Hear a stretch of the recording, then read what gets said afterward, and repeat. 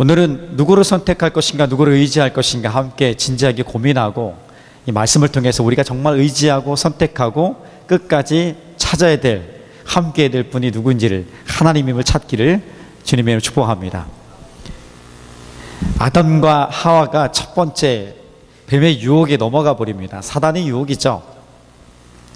뱀의 유혹, 사단의 유혹은 가만히 들여다보면은 아주 교묘하게 하나님의 말씀을 이렇게 비틀어서 왜곡해서 진짜인데 진짜인 것처럼, 가짜가 진짜인 것처럼 이렇게 보여주는 것이 있습니다. 하나님 아담에게 분명히 말씀하셨습니다. 동산에 있는 모든 나무 열매들 먹어도 된다. 그런데 동산 나무 중앙에 있는 선악을 알게 하는 이 나무 열매는 절대로 먹지 말라. 먹는 날에는 정령 반드시 죽을 것이다. 이렇게 하나님 분명하게 말씀해 주셨습니다. 그것을 누가 들었냐면 아담이 분명하게 들었어요. 그런데 아담이 하와를 유혹합니다. 하와를 유혹할 때 아담은 어디 있었냐면 하와 옆에 있었습니다. 아마도 하와는 아담으로부터 그 이야기를 전에 들었을 거예요. 하와는 정확하게 직접 들었지 않기 때문에 좀 헷갈릴 수 있다고 생각할 수 있어요. 그런데 적어도 아담은, 그 옆에 있던 아담은 뱀의 그 왜곡하는 그 속삭임들에 대해서 그것이 옳지 않다는 것을 정확히 알았습니다. 뱀이 어떻게 왜곡시키냐면, 하나님이 정말로 그러더냐? 하나님이 동산 모든 열매를 먹지 말라고 하지 않느냐? 이렇게 왜곡시켜 버립니다. 하나님 아주 욕심장이고 무서운 분으로 이렇게 왜곡시켜 버립니다. 모든 거 다 먹어도 된다. 그런데 동산 중앙에 나무 열매를 먹지 말라고 했는데 그것을 그냥 확대해 가서 과장해서 하나님의 마치 무지합의한 하나님처럼 이렇게 왜곡시켜 버리죠. 그리고 또 어떻게 얘기합니까? 야, 정말 그거 먹으면 죽을지 않냐? 그렇지 않다. 니네들이 그거 먹으면 죽기는커녕 눈이 밝아져서 하나님처럼 돼서 선악을 분별할 줄 아는 그런 사람이 될 것이다. 이렇게 왜곡시켜 버립니다. 반드시 죽을 것이라는 것에 대해 그렇게 왜곡해버리죠. 아주 그럴듯해요. 그럴듯하게. 이때부터 우리가 무너졌던, 사단이 우리를 무너뜨리는 아주 중요한 요소들이 있습니다. 이생의 자랑, 안목의 정욕, 그리고 육신의 정욕. 이 세 가지예요. 이 세 가지, 우리 보는 것, 육체적으로 누리는 것, 그리고 우리가 세상에서 편안하게 누릴 수 있는, 인정받고 존경받을 수 있는 그것들이 우리 안에 계속적으로 사단이 우리를 무너뜨리는 도구로 사용하고 있다는 것입니다. 어떻게 해요? 하나님 말씀을 교묘하게, 그래 하나님 잘 섬겨라. 그런데 이것들이 더 필요하지 않니? 이것들 가지고 나가야 되지 않게 하면서 교묘하게 왜곡시켜 가면서 하나님 말씀을 순종하지 못하게, 불순종하게 만들어버립니다. 결국 하나님 앞에 그 하나님 말씀의 불순종은 뭡니까? 하나님 없이 이제 내가 내 마음대로 한번 살아보겠다는 선언과 같은 거예요. 독립선언이에요. 하나님으로부터 내가 독립하겠습니다. 이런 선언을 한 것이죠. 이것이 바로 성경이 말하는 죄입니다. 이것이 죄예요. 죄의 결국은 죽음이죠. 죄가 결국 죽음인데 죽음으로부터 구원받을 수 있는 유일한 길은 회개하고 돌아오는 수밖에 없습니다. 근데 오늘 본문을 보니까 오늘 본문도 이 장면이 똑같이 나옵니다. 하나님의 백성들이 하나님으로부터 독립하겠다고 선언해 버립니다. 이제 더 이상 하나님의 통치하는 체제에서 내가 벗어나서 눈에 보이고 실제로 만질 수 있고 우리를 위해서 앞장서서 싸울 수 있는 그런 왕을 세워서 우리가 그를 따를 것입니다. 우리에게 왕을 주세요. 왕을 세워주세요. 이렇게 독립선언하는 것이죠. 이스라엘에게는 독립선언과 같은 것이었어요. 하나님 없이 살겠다는 선언이죠. 이스라엘의 왕, 하나님의 백성의 왕은 하나님이십니다. 하나님이 친히 그들을 택하시고 그들을 돌보시고 그들을 인도하십니다. 오늘 우리의 주인이 왕 되신 분이 하나님 것처럼 말입니다. 그런데 보이지 않아요. 잘 들리지 않아. 그러다 보니까 보이는 왕이 필요하다고 생각한 거예요. 사무엘은 늙고 그의 아들들은 형편없고 상황들 돌아가는 거 보니까 언제나 불안해 버린 거예요. 불안한 것이. 그러니까 차라리 우리도 다른 나라들처럼 왕을 주셔서 확실하게 흔들리지 않고 우리가 안정적으로 살아가게 주님 도와주세요. 왕을 주세요. 이렇게 얘기해 버린 것입니다. 이것은 어떤 것이냐면 하나님부터 벗어나서 우리 마음대로, 우리가 원하는 대로, 우리 계획대로 살아가고자 원한다. 하는 선언과 같은 것입니다. 결국 어떻게 됩니까? 하나님 그것을 허락해 버립니다. 그들을 사랑하지 않아서, 그들을 버려서, 그들을 포기해서가 아닙니다. 왜 그랬을까 한번 고민해 보면서, 그럼에도 불구하고 하나님이 이것을 통해서 우리 가운데 기대하고 있는 것이, 엉뚱하게 하나님으로부터 벗어나기 원하는 오늘 우리 삶 속에서도, 하나님 없이 살아가고자 발버둥 치는 내 삶 속에서도 하나님이 그대로 내버려 두시는 이유가 뭘까? 내가 안전해서 그럴까? 내가 잘해서 그럴까? 내 믿음이 좋아서 그럴까? 가만히 들여다보니까 아니란 것입니다. 아니란 것이에요. 그래서 오늘 제가 도전합니다. 사람과 환경을 보고 그것을 섬길 것인가? 아니면 잘 보이지 않아도, 잘 들리지 않아도, 잘 느낌이 오지 않아도 하나님 말씀에 믿음을 두고 그 하나님을 섬길 것인가? 선택해야 될 시간입니다. 그리고 이 선택은 오늘 한순간만이 아닌 매일의 삶 속에서, 우리 일상의 삶 속에서의 매번의 어떤 결정과 삶의 모든 영역들 속에서 선택해야 될 부분인 것입니다. 그 부분에서 하나님을 선택하시는 위대한 믿음의 사람들이 되기를 예수님의 이름으로 축복합니다. 아멘. 그래서 오늘 첫 번째 우리 가운데 말씀해 주는 것은 사람은 변한다는 것입니다. 사람은 변해요. 이 사람이 변한다는 것은 우리 성품이 아주 못됐는데 이 좋은 기질이, 좋은 성품이, 좋지 않은 성품이 좋은 기질로 이렇게 변화됐다는 그런 개념이 아니라, 언제든지 하나님을 저버릴 수 있고 보이는 것, 진리에 따라서 내가 좋은 것을 따라서 갈 수 있다는 것입니다. 심지어는 믿음이 좋은 사람들조차도요. 저와 같은 그런 어떤 사역을 하고 있는 그런 사람들에게도 똑같이 적용될 수 있는 것이에요. 늘 변할 수 있는 거예요. 저를 믿지 마세요. 저를 믿으면 안 되는 거예요. 저와 함께 하시는 하나님을 믿어야 되고, 우리를 사용하시는, 우리를 통해서 일하시는 엘리야를 믿는 것이 아니라 엘리야를 통해서 일하시는 하나님을 믿어야 되는 것처럼, 사무엘을 믿어야 할 대상이 아닌 사무엘을 통해서 일하시는 하나님을 보고 그분을 따라갈 수 있는 것처럼 오늘 우리가 하나님을 바라볼 수 있어야 돼요. 왜? 사람은 변해요. 사람은 언제든지 믿음을 배반해요. 사람은 언제든지 믿음이 좋은 것 같은데 믿음이 낭떠러지게 확 떨어질 수 있습니다. 한순간에요. 그 높음을 자랑할 수 있을, 내가 완전하다고 온전하다고 자랑할 만한 사람이 이 세상에 아무도 없다는 것입니다. 그 누구도 없는 것입니다. 사람은 그래서 믿을 대상이 아니라는 것이죠. 그래서 그럼에도 불구하고 사람을 사랑하고 사람을 따라가고 의지하는 그 이유는 그와 함께하는 하나님, 그를 통해서 역사하신 하나님, 세우신 목적과 계획들이 있기 때문에 우리가 존경하고 신뢰하고 따라갈 수 있는 것입니다. 하나님 때문에 그런 거예요. 근데 만약 하나님으로부터 돌아선다면, 하나님으로부터 불순종한다면 그 불순종에 사람을 따라갈 이유가 없는 것이죠. 그런 면에서 우리가 사람은 변하기 때문에 하나님만을 선택할 수 있는 믿음의 눈들이 열려지길 축복합니다. 아멘. 오늘 본문 이전에 7장을 보니까 8장 전에 7장은 굉장히 행복한 그 내용이에요. 이스라엘 백성들이 다 돌아와서 미스바에서 회개하고 바알과 아스타롯 모든 우상들을 다 제거해버립니다. 그리고 하나님만을 섬기겠습니다. 내 평생에 하나님만을 섬기겠습니다. 그렇게 다 돌아왔습니다. 그러면서 사무엘과 함께 하나님이 말씀하신 데 따라갑니다. 사무엘은 너무 행복해서 곳곳을 다니면서 복음을 전하고, 곳곳을 다니면서 위로하고 격려하고 세워주고 하면서 자기 집 고향이었던 라마로 돌아오면서 심을 거합니다. 아주 오랜 시간 동안 하나님의 정의와 하나님의 신 놀라운 평화로 이스라엘 백성들은 가득했습니다. 하나님이 보호하시니까 적으로부터의 공격이, 블레셋이나 다른 적으로부터 공격들이 없었습니다. 아니, 공격할 흉내도 내지 못했던 것이죠. 그런 평화의 시간을 이스라엘 백성들이 실장에서 누리고 있었습니다. 아주 오랜 시간 동안. 그런데 사무엘이 나이 들어 늙었습니다. 늙은 건 뭐 어쩔 수 없는 것이지 않습니까? 오늘 1절 말씀 한번 볼까요? 이렇게 전개돼요. 시작. 사무엘이 늙음에 그의 아들들을 이스라엘 사사로 세운, 그의 아들들의 이름이 2절에 나오는데, 2절 보면 어떤 말씀이 나오냐면 요엘과 아비야라. 첫째가 요엘이고 둘째는 아비야. 다 하나님과 관계된 사람이에요.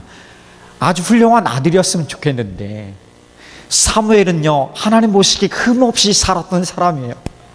부끄러움 없이 살았던 사람이에요. 정말 그와 같이 위대한 사람이 어디 있을까 하는, 정말 그 날 때부터 평생을 주님 앞에 갈 때까지 온전히 헌신했던 사람이고 흠없이 살았던 사람이에요. 근데 그의 아들들은 문제가 있었습니다. 하자가 있었던 것이죠. 3절 봅시다. 3절 보니까 시작.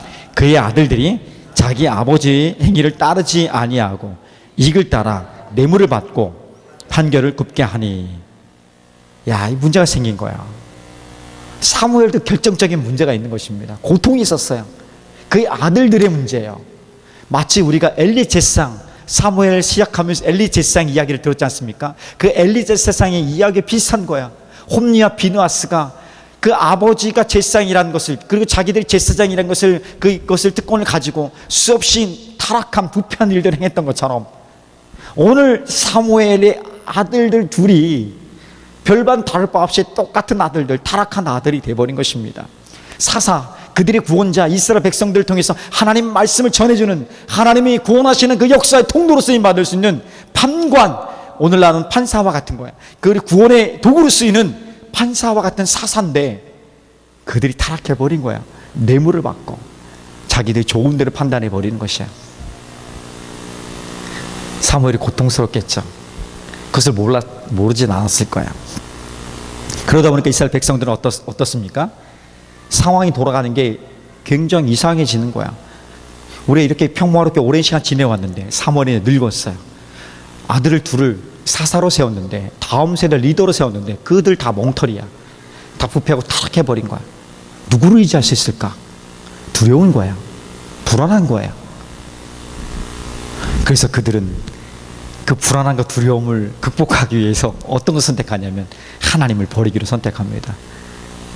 그들이 눈에 보이는 것은, 요구한 것은 왕을 세워달라고 요구한 건데, 그 왕을 세워달라는 것은 이제 하나님 없이 살겠다는 것이에요. 이스라엘 백성들에게서 사사, 예언자, 그리고 제사장, 이런 모든 역할들은요, 그들이 왕의 역할을 했던 것이 아니에요. 그들은 하나님이 왕이신데 그 하나님 말씀을 그대로 전달하는, 그 하나님 말씀을 실행하는, 모세도 그랬고요. 모든 하나님의 사람들이 하나님의 왕 되심을 인정하기 위해서 하나님의 다스림의 도구로 쓰임 받았던 사람들입니다. 그런데 지금 그들은 사람이 아닌, 그 하나님이 아닌 사람을 보고 있는 것이에요. 그래서 요구합니다. 사무엘에게 먼저 요구하죠. 그 요구하는 장면이 4절 5절의 말씀입니다. 한번 읽어볼까요? 자, 4절 5절 시작. 이스라엘 모든 장로가 모여 라마에 있는 사무엘에게 나아가서 그에게 이르되, 보소서, 당신은 늙고 당신의 아들들은 당신의 행위를 따르지 아니하니 모든 나라와 같이 우리에게 왕을 세워 우리를 다스리게 하소서 한지라. 왕이 필요 없는 나라인데 왕을 달라고 한 것입니다. 진정한 통치자인 하나님을 이제는 따돌리는 것이죠. 하나님이 통치한, 하나님 없이 이제는 왕이 우리를 다스리는 나라가 되게 해달라고 그렇게 고백한 것입니다. 하나님의 통치 체제에서 이제는 벗어나서 눈에 보이는, 뭔가 실감나는, 우리에서 마땅히 희생할 수 있는 그런 왕을 세워서 왕을 따라가겠습니다 하고 있는 것입니다. 결국 믿음의 배신이에요. 하나님에 대한 배신이에요. 이런 배신 당해본 적 있습니까? 치명적이죠. 배신당하면 이거 뭐 가슴 찢어지는 거예요. 후유증이 1년이 지나도 나오고요. 어떤 경우는, 저 같은 경우 10년이 지났는데도 아직 그 잔상들, 깨어진 잔상들이 있어요. 쉬운 거 아니에요. 저 같은 경우는 3개월 지난 다음에 용서하기를 결정하고 불쌍히 긍휼히 여기는 것을 결정합니다.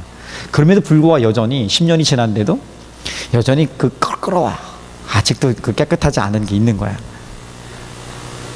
언젠간 내 앞에 와서 하나님 무릎 꿇고 그 용서를 구할 때가 오겠지. 그것도 다 지났어요. 처음에는 그런 분노가 있었는데 그런 것도 없는데도 껄끄러워요. 근데 하나님을 배신해 버린 거예요. 이와 똑같은 장면이 일어났습니다. 출애굽기 32장을 보면 이스라엘 백성들이 출애굽해서 애굽을 탈출해, 이집트를 탈출해서 시내산에 오게 됩니다. 그 시내산에서 약 한 1년 정도, 정확히 말하면 11개월 정도 머무르게 되는데, 1년 정도 머무르는 시간 동안에 처음에 하나님이 이스라엘 백성과 언약을 맺고 그들에게 언약서, 그러니까 십계명을 주기 위해서 모세를 산으로 부릅니다. 모세가 산으로 올라가서 한참을 내려오지 않았습니다. 성경은 말하기를 40일 동안 내려오지 않았대요. 불안한 거예요. 지금 나온 이유가, 애굽에서, 이집트에서 탈출해 온 이유가 하나님인 것이 분명해요. 그런데 하나님 본 게 아니라 누굴 보고 나왔냐면 모세를 보고 따라 나온 거야. 모세를 보고 이렇게 따라왔는데 그 300만이나 되는 사람이 모세 한 사람 보고 따라온 거야. 모세가 하나님의 사람이라는 것을 알지만 하나님이 우리를 인도한다는 거 알지만 수없이 많은 기적들도 경험하고 어마어마한 일들을 몸으로 체험한 거야. 적어도 몸으로 홍해를 건넌 사람이라면, 바다를 건넌 사람이라면 그 모든 사람이 바다를 건너서 사는 거 아니겠습니까? 그렇게 구원받은 사람들이에요. 그것은 마치 예수 그리스도의 십자가의 보혈을 피로 말미암아 구원받은 하나님의 백성들의 그 구원의 경험을 한 사람이라면 더 이상 이제는 사람을 보지 아니하고 하나님을 보고 따라가야 되는데, 그들도 그랬고 우리도 마찬가지로 하나님이 아닌 보이는 그 상황과 사람을 자꾸 의지하려고 하고 자꾸 따라가는 마음들인 거야. 그래서 사람이 뭐 하면 뭐 하고 환경이 이러면 그 환경에 따라 움직이고 변화되고 감정도 막 바뀌는 것이 우리네 연약한 그 모습인 것을 볼 수 있습니다. 이스라엘 백성들이 그렇게 모세를 따라 나왔던 거예요. 그리고 시내산에 올라갔던 모세가 내려오지 않습니다. 한참 올렸는데 오지 않는 거예요. 불안한 거예요. 마치 지금 사무엘이 나이 많고 늙어가고 죽을 것 같고 그의 아들들은 엉터리고 이게 뭐 의지할 사람이 아무것도 없는 것처럼 곧이면 공황 상태에 올 것 같은 그런 상황인 거예요. 그러다 보니까 이 모세가 없는 것을 보니까 아론이 넘버 2였습니다. 아론에게 막 요구합니다. 우리를 인도한, 애굽에서 우리를 구원해낸 그 신을 좀 만들어내라. 우리를 인도한 그 신을 좀 우리가 의지하게 눈으로 보이는 것을 만들어내라 얘기합니다. 아론이라고 처음부터 그것이 인정했겠습니까? 하나님 앞에 두려웠겠죠. 근데 너무 요구하니까 자기가 어떻게 될 것 같은 거야. 그리고 모세가 언제 올지도 모르고요. 그래서 이제 방편을 마련합니다. 금을 모으라. 금을 모아서 탁 만들었더니 뭐가 나냐면 금송아지가 나왔어요. 그냥 나온 게 아니에요. 그 당시에 가나안 땅에 섬기던 이 바알 신을 섬기던 사람들이 만들었던 금송아지 모형이에요. 의도적으로 만들어버린 거야. 그들에게 주변 상황에 익숙한, 그 문화에 익숙한 그 우상을 만들어 놓고, 자 봐라, 이 금송아지가 너희를 인도한 신이다. 그때 하나님이 진노하셨죠. 바로 그들을 다 죽이고 다 그냥 전멸시키고, 모세야 넌 나랑 다시 시작하자, 이렇게 실제로 말했어요. 모세에게 다 죽이고 다 전멸시키고 너 나랑 다시 하자. 이 배은망덕한 이 백성 내가 어찌할 수 없다. 너 나랑 다시 시작하자. 이렇게 그때 모세가 중보기도 하지 않습니까? 하나님 불쌍히 여겨주시고 긍휼히 여기서 이 백성을 죽이시면 하나님의 이름이 어떻게 되겠습니까? 그래서 결국 하나님 모세의 기도를 들으시고 모세가 내려와서 분노하고 돌판 깨고 여러 가지 장면이 일어나고 결국 자기 편에서 레인과 함께 하나님 앞에 불순종한 이 우상 숭배했던 3,000명을 다 죽여버리죠. 그래서 진노가 사라지게 되는, 다시 한번 또 가게 되는 모습이 일어납니다. 오늘 본문도 그런 거예요.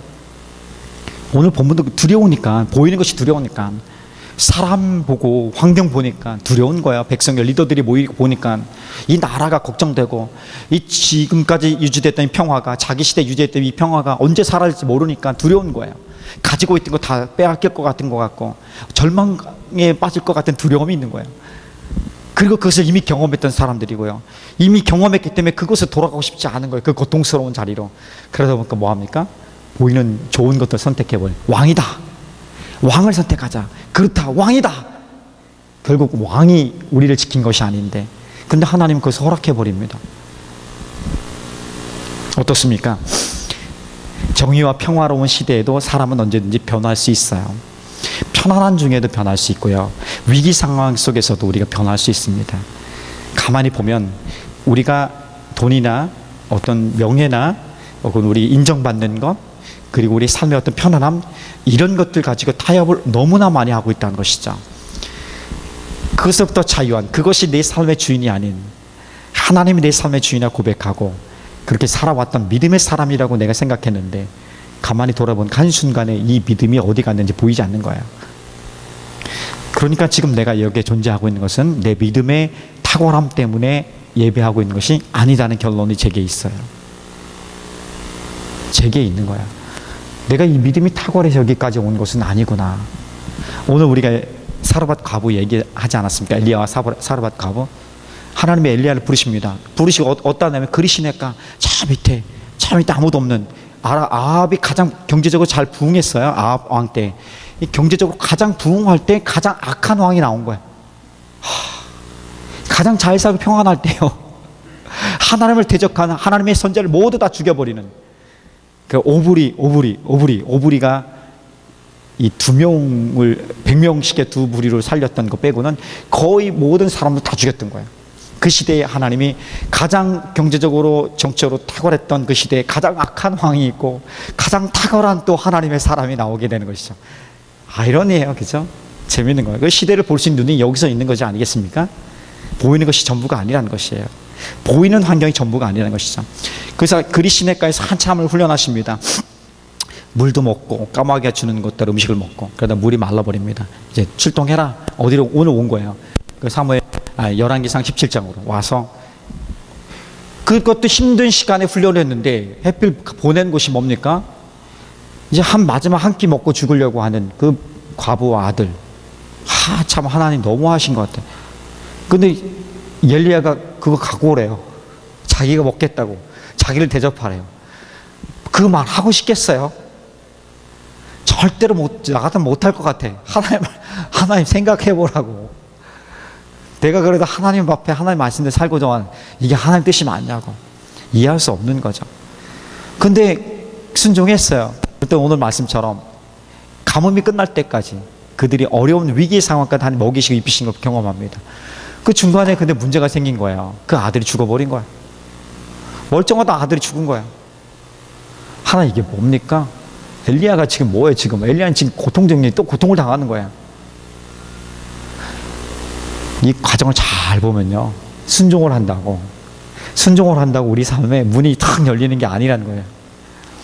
우리가 보통 예수를 믿으면 마찬가지고, 예수를 믿으면 예수님의 말씀에 순종하면, 하나님 말씀에 순종하면 순종할수록 이 장애물들이 더 생기는 거예요. 차라리 순종 안 했으면 이 어려운 상황들을 만나지 않을 거 아니에요. 순종하지 않았다면 이런 상황과 대면하거나 이런 상황들 속에서 헤매거나 갈등하지 않았을 텐데 생각이 있어요. 그런데 순종하니까 환경이 보이고요, 사람이 보이게 돼요. 그럼에도 불구하고 환경과 사람 너머에 하나님을 본 거예요. 그러니까 하나님이 하시는 거죠. 결국은 하나님을 선택하고 하나님을 의지할 때, 사람과 환경이 아닌 하나님을 의지할 때 하나님 손에 훈련된 사람으로 온전하게 세워질 수 있다는 것입니다. 하나님 이것을 기대하고 있는 거예요. 우리가 믿음이 좋아서, 우리 열정이 많아서요, 우리가 하나님께 뭔가를 잘해서요, 우리 열심히 헌신해서요, 예배를 잘 드렸어요, 그래요, 맞아요. 그런데 그것은 언제든지 무너질 수 있어요. 한순간에 무너질 수 있어요. 믿음의 사람이요, 내가 주님만 의지하겠다는 사람이 절박한 순간에 돈을 택할 수밖에 없을 상황이 생겨요. 이거 택하면 살고 안 택하면 죽을 것 같은 상황, 거짓말해야 될 상황이 생겨요. 적당히 모른 척 해야 될 상황이 또 생겨요. 참 갈등이 많죠. 저도 이미 벌써 여러 번 거짓말을 했고 못 본 척 모른 척 했던 것이 많습니다. 그것들 줄여가는 게 우리 인생이고 신앙생활이지 아닌가 생각합니다. 그 모습 그대로 하나님 앞에 우리를 좀 드렸으면 좋겠고, 하나님 우리에게 오늘 원하시는 것은 너가 지금 살아가는 것이 하나님의 은혜로 살아가는 것이다, 이렇게 말씀해 주고 있는 것입니다. 자, 그렇다면 누구를 의지하겠습니까? 누구를 선택하겠습니까? 분명하겠죠. 사람은 분명히 아니라 봅니다. 자, 그러면 오늘 두 번째 우리 가운데 말씀해 주고 있는 부분이 뭐냐면, 하나님을 선택한 사람들에게 주시는 놀라운 은혜예요. 그 뭐냐면 한번 따라해 봅시다. 고난 중에 주시는 하나님의 위로. 위로는요, 재미있게도 고난 중에 받을 수 있는 거예요. 위로는 어디서 받을 수 있냐면 고난 중에 받을 수 있는 거예요. 고난이 없으면 위로를 받을 수가 없어요. 그죠? 재미있죠?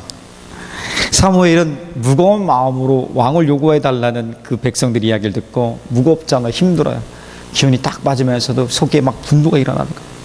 이 개념 없는 이런 배은망덕한 이 거시기들 하면서 하나님께 갖고 나가서 기도합니다. 하나님 이렇습니다. 어떻게 하면 좋겠습니까? 단지 자기가 늙어서 소외되고 이렇게 좀 뒤로 밀려났던 그 서운함 때문에 아니에요. 그건 전혀 문제 아니에요. 첫 번째 그에게 있을 고통은, 하나님 맞습니다, 저가 자녀 교육을 잘 못했습니다. 눈으로 보잖아요. 그거 보기 때문에 자꾸 마음이 고통스러운 마음이 있는 거예요. 그 고통스러운 마음을 갖고 나가고, 그리고 무엇보다도 하나님이 우리의 왕이고 주인인데 하나님의 통치체에서 벗어나고 믿음을 배반하고 하나님 배신하는 이런 백성들에 대한 거룩한 분노가 일어났던 거예요. 그 고통이 있었던 것, 이것은 하나님 아버지의 마음이에요. 이 고통은 하나님 아버지의 마음이에요. 이 마음을 갖고 하나님께 갖고 나갑니다. 하나님께 가지고 기도하고 쏟아낸 거예요. 기도는 아니고 쏟아낸 거예요. 하나님 이러시냐고 막 흥분해가지고 고통스러워서 분노의 같은 폭발이 하나님께 일어난 것이죠. 그때 하나님이 말씀하십니다. 이리 오라고 합니다. 자, 7절 8절 봅시다. 이렇게 말씀하세요. 자, 같이 읽어볼까요? 시작. 여호와께서 사무엘에게 이르시되 백성이 네게 한 말을 다 들으라. 이는 그들이 너를 버림이 아니요 나를 버려 자기들의 왕이 되지 못하게 함이니라. 내가 그들을 애굽에서 인도하여 낸 날부터 오늘까지 그들이 모든 행사로 나를 버리고 다른 신들을 섬김같이 내게도 그리하는도다. 이런 말씀이죠. 내가 이 백성을 출애굽, 그러니까 이집트의 노예에서 건져내어서 구원했다. 그런데 그때부터 시작됐다. 이 일은 뭐를, 나를 배반하고 나를 업신여기는 것은 그때부터 계속되었다. 그때부터 보이는 것을 따라갔고 보이는 즐거움, 아까 얘기했던 출애굽 32장의 대표적인 금송아지 사건이죠. 그렇게 자기들이 원하는 대 자기들의 계획대로 스스로 만족한 대로 따라갔던 사람들이 바로 이 백성이다.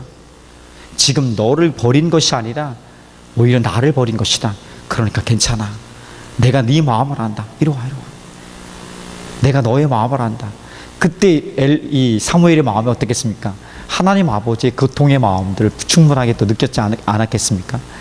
자기 그 고통, 소외됨, 아픔들, 그 버림받음에 대한 것들을 하나님 이전까지 너무 오랜 시간 동안 그렇게 당하고 있었던 거예요. 그럼에도 불구하고 오래 참으시고 기다리시는 하나님 아버지의 마음을 배우게 된 것이죠. 고통 중에 하나님을 만날 수 있는 것이죠. 하나님의 위로를 경험하니까 하나님 아버지의 마음이 더 간절하게, 더 뜨겁게 우리 가슴에 와닿는 것입니다. 참 재미있어요. 고통 중에 하나님 만날 수 있는 그 은혜가 우리에게도 가득하기를 주님의 이름으로 축복합니다. 자, 그러면 만약에 우리가 환난, 고통 중에 있다. 피난처는 유일하게 하나님밖에 없습니다. 어디를 피해야 돼요? 그 피난처, 안전한 피난처로 피해야 돼요. 하나님께 가는 수밖에 없습니다.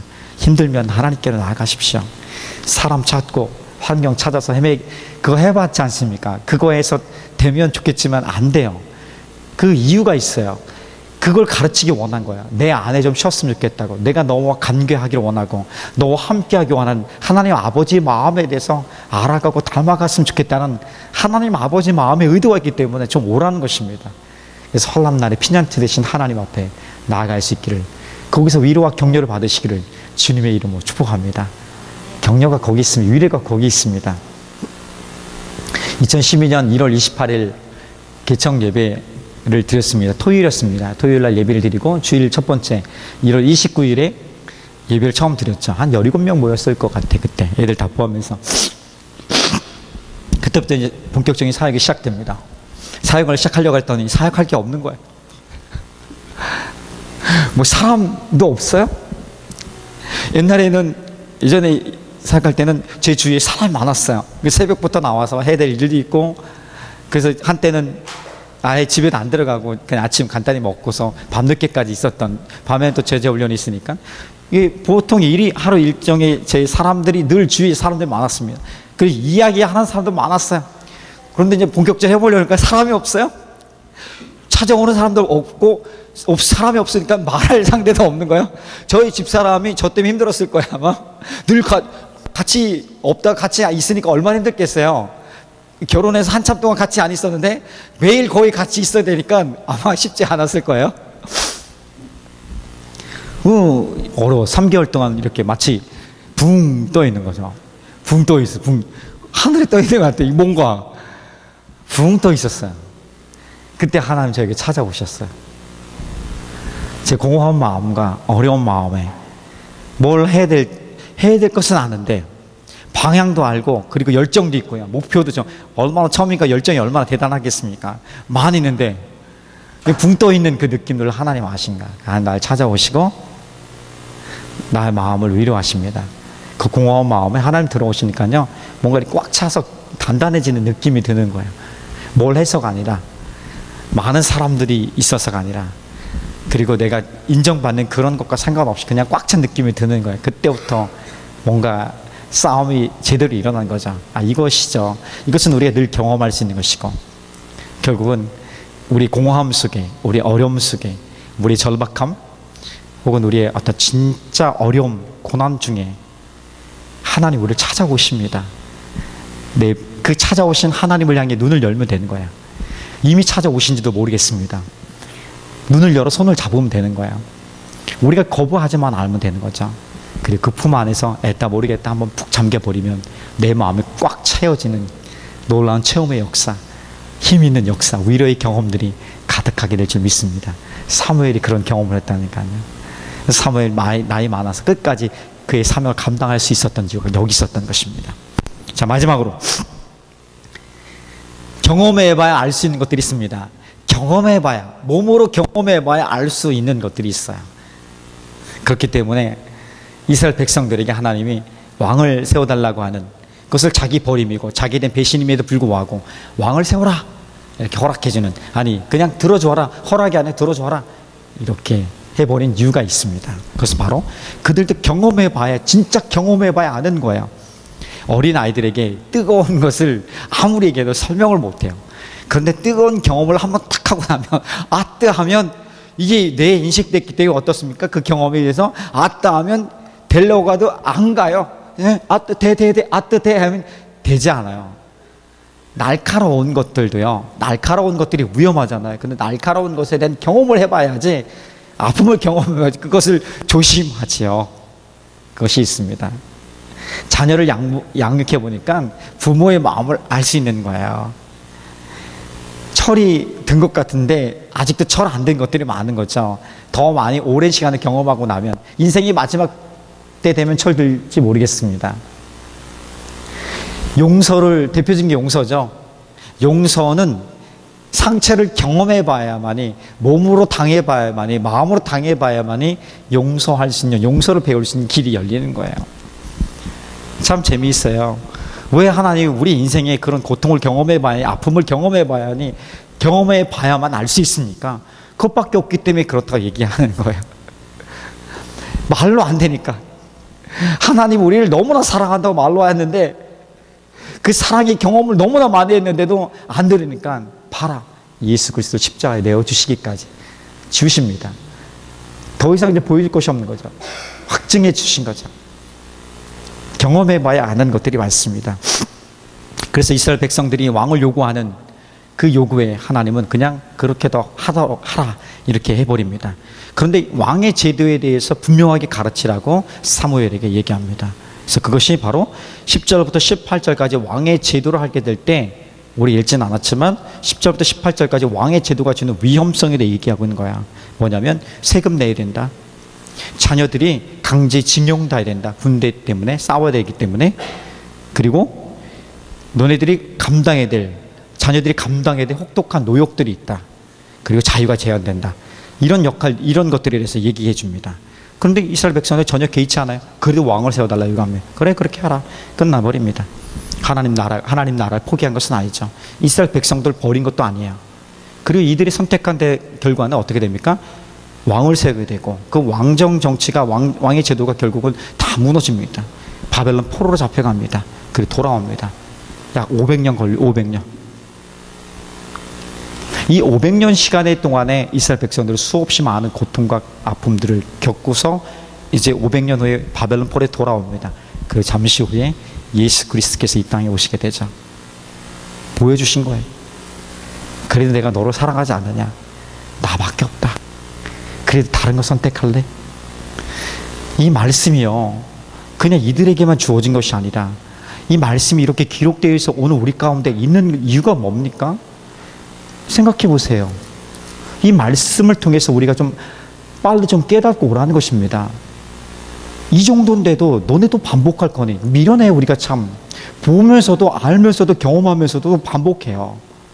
그 반복에서 멈추고 이제 하나님께 돌아와라. 내가 너를 사랑한다. 나밖에 없다. 이제 누구를 의지할 거니? 누구를 바라볼 거니? 누구를 선택할 거니? 하나님밖에 없다.